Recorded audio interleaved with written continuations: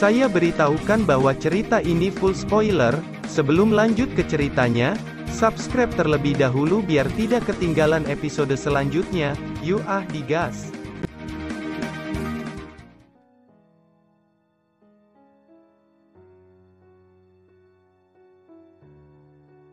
Melanjutkan dari cerita sebelumnya. Scene berganti, di suatu tempat di lautan kekosongan sebuah cahaya tiba-tiba menyala.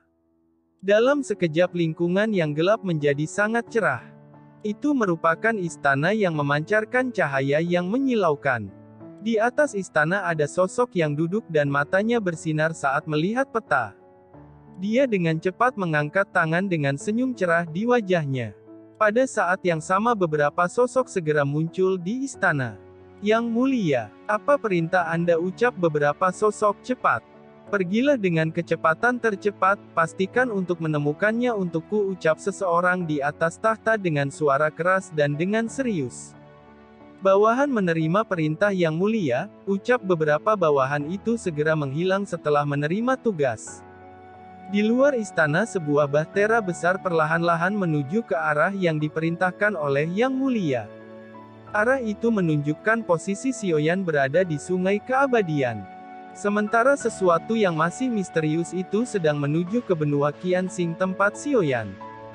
Di benua Daoqi juga mengalami hal yang serupa, keberadaan misterius lainnya yang masih belum dikenali juga memasuki benua Daoqi. Scene beralih ke daratan tengah sekte bunga, terlihat Yun Yun perlahan-lahan menyirami bunga dengan tenang. Namun ketenangan ini hilang saat beberapa sosok misterius muncul di belakang Yun Yun. Yun Yun segera menoleh dan melihat beberapa sosok di belakangnya. Nalan Yanran yang tidak merasakan sosok ini ingin menuju ke tempat Yun Yun. Yanran, diam di situ dan jangan bergerak, ucap Yun Yun bahkan tidak dapat merasakan kekuatan sosok misterius itu. Siapa Anda? Mengapa Anda tiba-tiba masuk ke tempat saya? Tanya Yun Yun. Beberapa sosok yang mengenakan jubah hitam perlahan terungkap. Ia berkata, Anda harus ikut dengan kami, ucap sosok pria berjubah hitam. Setelah mengatakan itu sosok pria berjubah hitam sudah berada di belakang Yun Yun.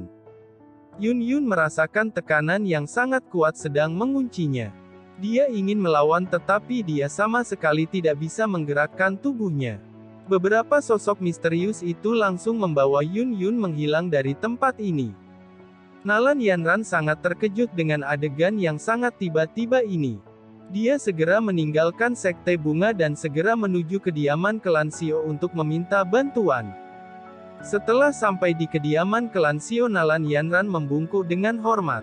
Yanran, apa yang sebenarnya terjadi? Mengapa wajah Anda sangat gelisah? Tanya Xiaozan, ayah Xiaoyan. Paman Xiaozan, guru dalam masalah besar, ucap Yanran. Guru, apakah Anda berbicara tentang Yun Yun, ketua sekte bunga? Apa yang terjadi dengan guru Anda? Tanya Xiaozan. Saya tidak tahu apa yang sebenarnya terjadi. Beberapa sosok misterius dengan jubah hitam tiba-tiba muncul mencuri guru. Itu terjadi dengan sangat cepat, ucap Nalan Yanran. Saya akan mengirim orang untuk mencari keberadaan guru Anda, ucap Xiaozan. Xiaozan keluar dari aula utama memerintahkan seseorang untuk mengantar Nalan Yanran. Pada saat yang sama di kota Qingsan, dokter peri kecil juga dibawa secara paksa oleh sosok misterius pria berjubah hitam. Xiaozan yang menyelidiki kasus ini sama sekali tidak menemukan petunjuk apapun. Dia segera meminta bantuan Xiao Xiaolin dan leluhur Xiao Xuan. Xiao dan Xiaolin merupakan penguasa benua ini, secara alami mereka dapat mendeteksi hal-hal yang tidak dapat dirasakan oleh orang lain. Adik, apakah Anda merasakan aura yang sedikit aneh di sekitar sini? Tanya Xiao. Ya, ada fluktuasi energi yang sangat halus. Orang yang dapat melakukan ini mungkin kekuatannya berada di atas kita, ucap Xiaolin. Saya tidak tahu apa sebenarnya tujuan mereka dan dari mana mereka berasal, ucap Xiao Xuan mengerutkan kening. Leluhur Xiao Xuan, sebelum ayah pergi dia sudah menjelajahi benua Daoqi. Meskipun benua ini lebih besar tetapi kekuatan orang-orang relatif masih rendah, ucap Xiao dan Xiaolin. Kalau begitu dapat disimpulkan bahwa sosok misterius itu berasal dari benua lain. Hanya saja mengapa mereka menculik wanita, ucap Xiao Xuan. Keesokan harinya bawahan klan Xiao juga melaporkan bahwa dokter peri kecil juga menghilang secara misterius. Saat Xiaoyan pergi, dia meminta pasukan inti untuk lebih memperhatikan dokter peri kecil. Oleh karena itu klan Xiao selalu mengirim seseorang untuk melindungi dokter peri kecil setiap saat. Tetapi mereka tidak menyangka bahwa itu semua tidak dapat mencegah hilangnya dokter peri kecil. Xiao Xuan, Xiao Xiao dan Xiaolin memutuskan untuk bergegas ke kota Kingsan secara langsung. Hilangnya dokter peri kecil yang tiba-tiba membuat orang-orang di kota Kingsan menjadi gila. Saat menyelidiki rumah medis dokter peri kecil, wajah Xiao Xiao dan Xiaolin terlihat sangat serius. Kelompok orang ini seharusnya bukan kelompok yang sama. Orang-orang yang mengambil bibi dokter peri kecil jauh lebih kuat dari orang-orang yang membawa bibi Yun Yun, ucap Xiao Xiao. Insiden ini terlalu bersih dan tidak meninggalkan petunjuk apapun untuk mereka. Sehingga membuat Xiao Xuan, Xiao Xiao dan Xiaolin tertekan. Kedua wanita itu memiliki kedekatan dengan Xiaoyan, tetapi apa tujuan mereka yang sebenarnya, ucap Xiao Xuan. Leluhur, apakah mereka menargetkan ayah dan mengancam ayah dengan menculik bibi Yun Yun dan bibi dokter peri kecil, tanya Xiao Xiao. Mendengar ini Xiao Xuan menggelengkan kepala lalu berkata, jika mereka menargetkan Xiaoyan maka pilihan pertama mereka adalah Anda dan adik Anda. Bagaimana bisa mereka memilih Yun Yun dan dokter peri kecil? Pilihan ini jelas merupakan pilihan yang salah, ucap Xiao Xuan. Setelah mendengar analisis Xiao Xuan, masalah ini menjadi semakin aneh. Siapa orang yang menangkap Yun Yun dan dokter peri kecil? Dan apa tujuan mereka? Pertanyaan ini berputar di benak mereka untuk waktu yang lama. Pada periode ini klan Xiao mengirim banyak orang untuk menemukan keberadaan Yun Yun dan dokter peri kecil. Tetapi mereka tidak pernah mendapatkan hasil apapun. Seolah-olah kedua wanita itu sudah dibawa pergi dari benua ini. Scene berganti, di Thunder Hall langit sudah ditutupi oleh awan gelap yang tebal. Sekalipun awan-awan ini tidak meluas, tetapi ada beberapa guntur dengan warna merah di tengah-tengah awan-awan gelap ini. Di bawah awan hitam sungai keabadian membentuk pusaran. Di tengah pusaran sosok Xiaoyan duduk dengan mata tertutup. Sekarang energi yang terpancar dari tubuh Xiaoyan dengan cepat. Daosian bintang 2 awal akhirnya menunjukkan tanda-tanda menyentuh Daosian bintang 2 menengah. Di langit awan guntur merah memancarkan aura kehancuran. Untung saja Xiaoyan mendapatkan warisan dari Dewa Guntur untuk menjadi tuan dari Thunder Hall ini. Dengan begitu Xiaoyan dapat dengan mudah mengendalikannya melalui 2 tangan gunturnya. Berkat lengan guntur Xiaoyan, dia mampu mengubah guntur merah menjadi sumber keabadian yang akan dia serap. Di langit 2 guntur merah tercipta, Xiaoyan dapat merasakan kekuatan guntur merah ini jauh lebih kuat dari yang pertama. Telapak tangannya mengeluarkan kekuatan guntur yang dahsyat dan menelan 2 guntur merah. Saat guntur merah memasuki tubuh Xiaoyan, energi yang keras memenuhi tubuhnya. Energi kekerasan itu dihilangkan oleh kekuatan guntur Xiaoyan sedikit demi sedikit. Setelah beberapa saat kekuatan guntur merah secara bertahap menjadi milik Xiaoyan. Aura yang terpancar dari tubuh Xiaoyan sudah menerobos Daosian bintang 2 tahap menengah. Hahaha, selamat saudara Xiaoyan, Anda sudah menerobos Daosian bintang 2 menengah, ucap Kang Dong. Xiaoyan tersenyum dan menoleh ke Kang Dong, namun pada saat ini dia tidak menemukan sosok Ding Hua. Dia mengerutkan kening lalu berkata, "Di mana saudara Ding Hua? Mengapa saya tidak melihatnya?" tanya Xiaoyan. "Sewaktu Anda saudara Ding Hua melindungi Anda untuk mengalahkan Wu Henjian dengan racunnya. Namun sekarang sepertinya kondisi saudara Ding Hua tampak tidak baik," ucap Kang Dong. Xiaoyan segera menghampiri Ding Hua yang berada di dekat aula barat. Ding Hua saat ini dalam kondisi pucat dan tidak sadarkan diri. Xiaoyan dan Kang Dong buru-buru mendukung Ding Hua hanya untuk melihat racun hitam pada tubuhnya yang sudah menyebar ke lehernya. Tampaknya racun dari saudara Ding Hua sepenuhnya meletus. Saat menghadapi Wu Henjian, sepertinya dia menggunakan sumber keabadian yang seharusnya untuk menekan racun di tubuhnya. Sekarang saya harus menemukan cara untuk menekannya, ucap Xiaoyan. Xiaoyan dan Kang Dong membawa Ding Hua ke samping. Tiba-tiba Xiaoyan melihat racun hitam pada Ding Hua akan menyebar ke Xiaoyan dan Kang Dong. Xiaoyan segera menghentikan Kang Dong untuk tidak menyentuh Ding Hua. Racun pada tubuh Ding Hua mulai menyebar dengan cepat di sepanjang lehernya. Jika membiarkan racun memenuhi kepalanya, maka racun itu tidak hanya akan mengancam kehidupan Ding Hua, tetapi bahkan mungkin didorong oleh racun dan menjadi inang racun tersebut. Jika itu terjadi, maka Ding Hua benar-benar menjadi monster non-manusia dan non-hantu. Pada saat itu bintang merah juga akan berada dalam kekacauan. Tiba-tiba sebuah suara terdengar, "Tuan kecil, cepat dan masukkan dia ke lautan petir. Jika racunnya pecah maka kita semua akan terperangkap," ucap Rubah Guntur. "Apakah kamu yakin? Di lautan guntur ada petir merah yang tak terhitung jumlahnya. Dengan kondisi saudara Ding Hua yang koma saat ini, saya khawatir dia akan menjadi debu oleh guntur merah," ucap Xiaoyan mengerutkan kening. Dia tahu seperti apa mengerikannya kekuatan guntur merah.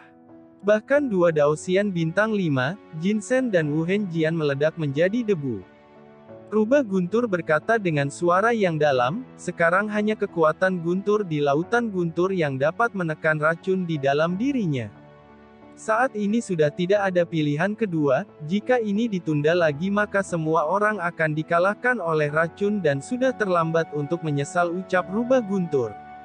Xiaoyan menggertakkan giginya, sekarang memang hanya itu satu-satunya solusi. Tanpa menunda waktu lagi, Xiaoyan menutupi tangannya dengan guntur untuk memeluk Ding Hua menuju lautan guntur. Dengan Xiaoyan yang diwarisi Dewa Guntur secara alami, ia tidak akan diserang oleh guntur di lautan guntur. Semua guntur menghindari Xiaoyan ketika Xiaoyan lewat. Tetapi guntur yang memiliki spiritualitas itu sangat ingin menyerang Ding Hua. Melihat ini Xiaoyan berteriak, "Tidak ada yang diizinkan menyakiti saudaraku," teriak Xiaoyan. Semua guntur yang memiliki spiritualitas itu tiba-tiba menjadi takut. Ketika Xiaoyan akan melangkah lagi, tiba-tiba dia menemukan sosok besar yang berada di lautan guntur. "Ini sebenarnya monster Kraken juga ada di sini," ucap Xiaoyan. Kraken secara alami memahami kata-kata Xiaoyan, dia menggerakkan tubuh besarnya ke sisi Xiaoyan. Xiaoyan yang tidak punya waktu lagi, dia dengan hati-hati menempatkan Ding Hua di belakang Void Kraken. Dan kemudian mengendalikan guntur yang lebih lemah untuk menekan racun di Ding Hua. Begitu guntur masuk ke tubuh Ding Hua, tiba-tiba dia terbangun menjerit kesakitan. Matanya merah dan darah besar menyembur keluar. Melihat ini Xiaoyan siap untuk menghapus guntur dari tubuh Ding Hua. Namun dia baru saja akan memulainya, tiba-tiba dihentikan oleh tangan Ding Hua. Ding Hua menahan rasa sakit lalu berkata, "Ini berguna untuk saya, mari kita lihat dulu," ucap Ding Hua dengan wajah serius. Xiaoyan menganggukkan kepalanya dan berharap bahwa Ding Hua akan bisa menahannya. Saat ini hanya guntur yang dapat menekan racun di dalam tubuh Ding Hua. Oleh karena itu, seperti apapun rasa sakitnya maka Ding Hua harus bertahan. Ketika Xiaoyan memberi isyarat, beberapa guntur segera datang dari laut yang bergemuruh. Kemudian dituangkan ke dalam tubuh Ding Hua, jeritan yang sangat keras terdengar dari mulut Ding Hua. Rasa sakit yang sangat mengerikan itu menghantam jiwanya. Situasi saat ini racun di tubuh Ding Hua terlalu kuat. Xiaoyan harus menggunakan kekerasan untuk menekan kekerasan. Di laut guntur, Ding Hua duduk di depan Xiaoyan tanpa pakaian. Xiaoyan berdiri di belakang Ding Hua, dia menemukan bahwa saat ini racun hitam leher Ding Hua benar-benar mereda. Racun yang menyebar itu berhasil ditekan oleh kekuatan guntur. Meskipun penekanan ini hanya bertahan untuk sementara waktu, setidaknya lebih baik daripada meledak. Untuk waktu berikutnya Ding Hua harus menghindari pertempuran ekstrim. Sampai Xiaoyan benar-benar menemukan jantung api, Xiaoyan menghela nafas lega setelah berhasil membantu Ding Hua menekan racun hitam. Monster Kraken membuat beberapa rengekan seolah-olah dia menunjukkan kesan yang baik pada Xiaoyan. Rubah Guntur terkejut saat melihat Kraken sebenarnya sangat akrab dengan Xiaoyan dan yang lainnya. Rubah Guntur yang sedikit terkejut, dia mengambil beberapa langkah ke depan. Xiaoyan memberitahu Rubah Guntur tentang pertemuannya dengan Void Kraken. Termasuk Void Kraken yang membawa mereka ke Thunder Hall. Rubah Guntur yang mendengar cerita singkat Xiaoyan, dia berkata, ini memang benar-benar takdir, waktu itu dia juga diselamatkan oleh Dewa Guntur. Oleh karena itu dia bisa memberitahumu lokasi Thunder Hall. Mungkin semuanya terlihat kebetulan, tetapi mungkin ini yang disebut takdir, ucap Rubah Guntur. Xiaoyan berkata kepada Ding Hua. Dewa Guntur berkata bahwa masih ada peninggalan di Aula Timur. Kami tidak punya banyak waktu lagi, saya akan pergi ke Aula Timur terlebih dahulu. Anda akan tinggal di sungai sumber keabadian barat ini untuk memulihkan diri, ucap Xiaoyan. Ding Hua menganggukkan kepalanya, meskipun dia menekan racun di tubuhnya tetapi pada saat ini tubuhnya masih sangat lemah. Sebagai suplemen sumber sungai keabadian akan mampu memulihkan kelelahan tubuh secepat mungkin. Rubah Guntur menemani Xiaoyan untuk pergi ke Aula Timur. Dia berkata, Aula Timur adalah tempat di mana Dewa Guntur mengajar para mantan murid. Tetapi Aula Timur telah ditinggalkan untuk waktu yang lama. Dan banyak hal yang telah menghilang, warisan yang disebutkan itu seharusnya adalah Guntur emas dengan spiritualitas tinggi, ucap Rubah Guntur. Dewa Guntur mempercayakan Rubah Guntur kepada Xiaoyan. Begitu juga Dewa Guntur mempercayakan Xiaoyan kepada Rubah Guntur. Oleh karena itu Rubah Guntur secara alami akan mematuhi kehendak Dewa Guntur dan mengakui Xiaoyan sebagai tuannya. Ketika Xiaoyan dan Rubah Guntur berbicara satu sama lain, mereka sudah tiba di Aula Timur. Tempat ini tidak seperti Istana Utama dan Aula Barat. Sudah bertahun-tahun yang tak terhitung jumlahnya tidak ada seorang pun yang datang ke sini. Oleh karena itu banyak lapisan debu yang menumpuk. Rubah Guntur juga menjelaskan kepada Xiaoyan bahwa Aula Timur ini juga benar-benar dihancurkan oleh perang. Banyak pastor rahasia di Aula Timur juga hilang, tetapi menurut Rubah Guntur sebagian besar pastor rahasia dihancurkan oleh Dewa Guntur itu sendiri. Adapun alasannya itu tidak diketahui. Xiaoyan berjalan perlahan di atas tumpukan-tumpukan debu dan kekacauan ini. Sesampainya dia melihat sebuah batu yang ditandai oleh Guntur. Xiaoyan penasaran dan berjalan lebih dekat, tiba-tiba Guntur emas yang memiliki spiritualitas muncul dan berubah menjadi sosok emas besar. Bentuk sosok itu persis Guntur dari daging tendon, tetapi tubuhnya diubah oleh Guntur. Apa yang akan Anda lakukan, ucap sosok emas itu. Ketika Xiaoyan melihat sosok emas itu, lengannya tiba-tiba memancarkan cahaya Guntur yang menyilaukan. Jadi Anda yang akan menerima warisan Guntur emas saya, ucap sosok Guntur emas itu. Sosok emas memandang kedua tangan Xiaoyan yang ditutupi Guntur. Jelas Dewa Guntur sudah mengatur semua ini. Terima kasih sudah nemenin Mimin sampai akhir. Tunggu episode selanjutnya. Sampai jumpa.